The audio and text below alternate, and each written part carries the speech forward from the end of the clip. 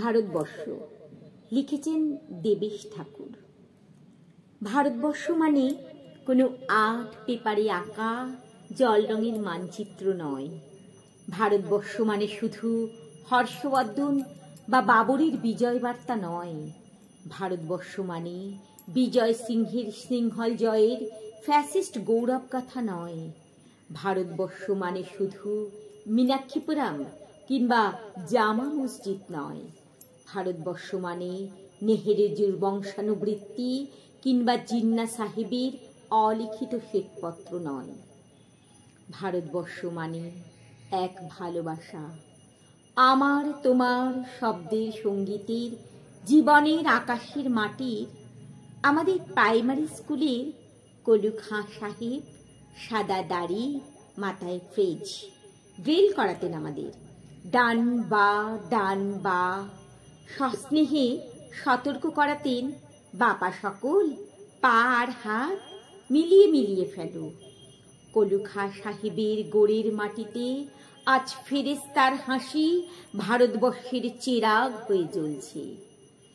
বদ্রু মিয়ার হাতের কর্ণিকে শিব মন্দিরের গায়ে কত ফুল কাটা, আর তার জোগাড় হয়ে মশলা মাখছে ঈশান বাউরি।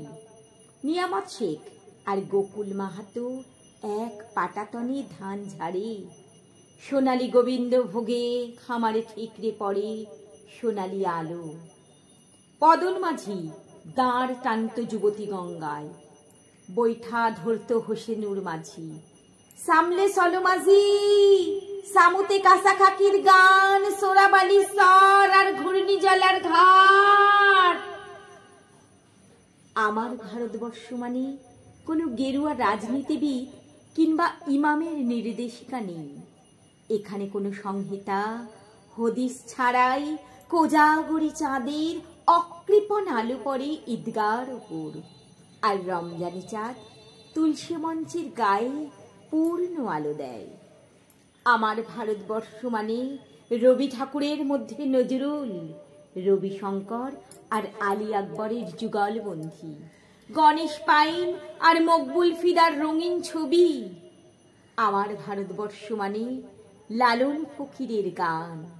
আমার ভারতবর্ষে আমি শুনেছি মোহাম্মদ রফির সঙ্গে লতার ডুয়েট, দেখেছি পাল্লাদি আজহারের সঙ্গে সচিনের দৌড়, খেলার মাঠের প্রান্তে দাঁড়িয়ে শুনেছি নঈমুদ্দিনের তদারকি চিৎকার, বিজয়ন, আকিল, কুলজিৎ, বাইচুং।